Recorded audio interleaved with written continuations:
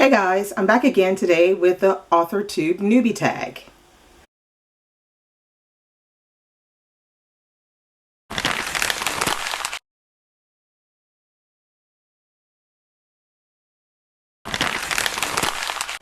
I was tagged by the lovely Britta Bôhler, so here it is. Alright, AuthorTube, I found out, I think the first time I heard about it was over on Maya Goode's channel and also on Steve Donoghue's channel, because they were both talking about it and I hadn't heard of it. So I was listening to them, and because I really like watching Maya Goode's videos on her writing. If you don't know Maya Goode, I'm going to link her below. Of course, Steve Donoghue, if you don't know his channel, you should check it out as well. He is the nonfiction king. So I try to write either literary fiction or more contemporary. So, you know, I haven't written a lot of things, but what I write seems to fall into one of those two categories. All right.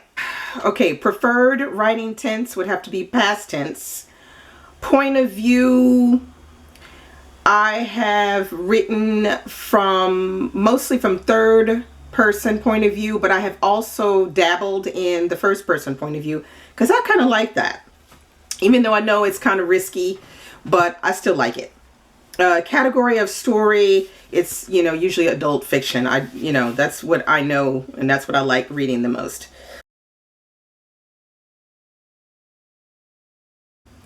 Okay, I would have to say I'm a bit of a plantster mostly, but I have been known to be a pantster. Okay, so I'll explain, because I haven't been like really writing that long. I picked up writing, I think it was maybe 4 years ago, when I partially tore my Achilles tendon and was on my ass for 3 to 6 months pretty much. So while I was recuperating, that's how I discovered BookTube. I started to blog more, more regularly, and I did my first attempt of NaNoWriMo. So my first attempt went really well. I managed to write a little bit over 52,000 words, and I did it in record time because I did it like before the end of the month. And now the problem was I didn't finish the book because the book needed at least another, 2,000 or 3,000 words, maybe even more, 10,000 words to finish it. But that was like my real, experience with writing fiction per se. On a daily base, or a yearly, thing is my blog. I blog. So writing a blog post is not, for me, the same as writing, doing creative writing. It's just very different. So yeah, so that's, pretty much the reason why I would say I'm more of a plantster dabbling in pantster. Okay, no, the only thing that I've had published, I've had a couple of articles published for a teaching magazine that is here, that belongs to the TESOL France, which is teaching English to speakers of other languages, and they have a magazine, and so I've written a couple of articles for them. But as far as having any of my creative writing published, no. And my creative writing is pretty much in embryonic stages and not really something that I let a lot of people read, because I don't feel that it's good enough yet. I need to write, a bit more. Okay, I haven't really gotten that far. I don't think a dream publishing house. I'm not really sure I have a dream publishing house. For me, the main thing is I would like to be able to have my first book published, from a house, whichever one it is, whether it be a big house or a small independent one, I would like to have that published by a publishing house. I don't want to go down the self-published route because I just think it's a lot of work. And for my first novel, I would like that to be done, you know, by the professionals, because, you know, when you self-publish, you have to do quite a lot of work. You're doing everything. The cover, you know, you got to get somebody to do the editing. You have to think about everything. So I think I'd much rather have my first book being published by a house, whichever one that is. For the moment, you know, I really don't know, but I have done a few writing videos, mostly on the writing courses that I've taken online. I did a few videos on those.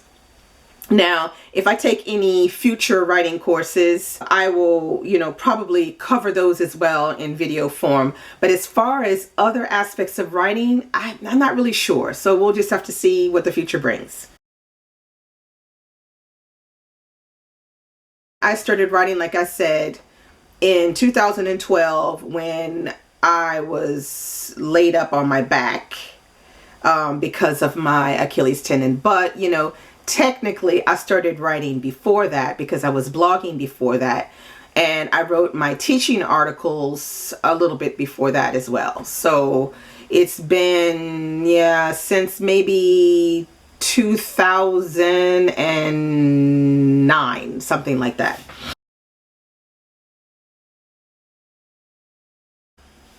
All right, the first story I ever wrote was the one that I told you, which was for NaNoWriMo in 2012.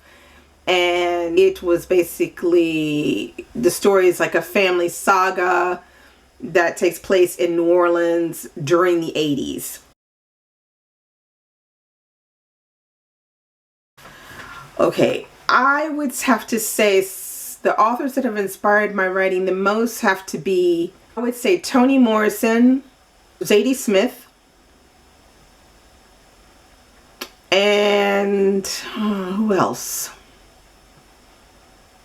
Yeah, maybe McFadden, maybe Burneeka McFadden, because these three women have something in common, is they have a very particular way of showing emotion and feeling in the most profound way. And in writing, I feel that it's important is that the reader connects with the character immediately, whether they like them or not. And I think that is something that is not always so easy to do. And it is the development of the character through the choices that the character makes that just makes the story more interesting in the end. But yeah, so I would say those three pretty much, yeah. The problem with me and my writing is that I teach English, so that is my job, and I pretty much every day, not always all the time every day, but pretty regularly, and I'm gone all day teaching 6-7 hours a day. Problem with that is it doesn't give you much space in your brain to do much of anything when you come home, except, you know, eat your dinner and crash, or watch, you know, some videos and go to bed. So I've had to actively force myself, you know, even on days where I've worked 6-7 hours, to actually read or to write, because otherwise, you know, on a hectic week, I would do probably nothing. You know, I would say that it's very hard for me to per se schedule myself, unless I can schedule myself 2 days a week, which would probably fall on the weekends, because those are the moments when I can maybe work something else in.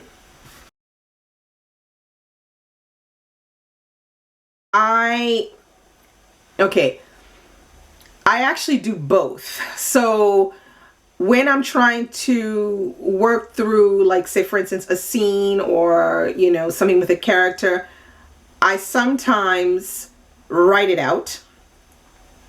And then once I've gotten it to where I think I want it, then I'll type it, because I feel like it's easier to have the good stuff completely typed out and not have it in bits and pieces in notebooks. So I pretty much do both. And where do I write? Pretty much I write wherever it's the most quiet in the house. And so sometimes I write in this room where I am, which is my living room, with my books over there. And I'll write here during the day if I'm here alone. Otherwise, I will go all the way upstairs to the top floor and write there, which is where I usually plan my lessons. I have my photocopier there, and I have a little desk and a chair, and I'll write there.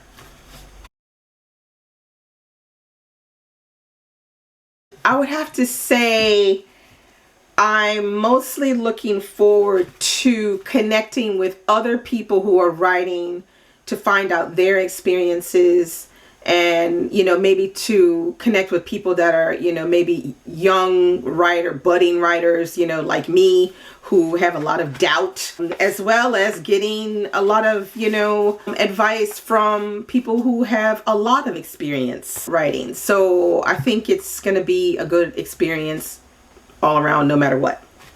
So that's the end of the tag. Who do I tag? Well, I'm going to tag Mathis over at MattsBooks Bites, because he just published his first novel, and Confused Spice. And I want to also tag Burneeka Tindale, because she's in the process of writing a book as well. So I'd like to hear what she has to say about this. And who else can I tag? Is there any? Oh, and I tag Denise D. Cooper over at ArtBooksLife, because she is also a writer. So that's all I have for you today. If you're interested in doing this tag because you write as well, please feel free. It should be very interesting. Check out all the other ones that are roaming around on YouTube. They're really, really interesting. That's all I have for you today. Bye.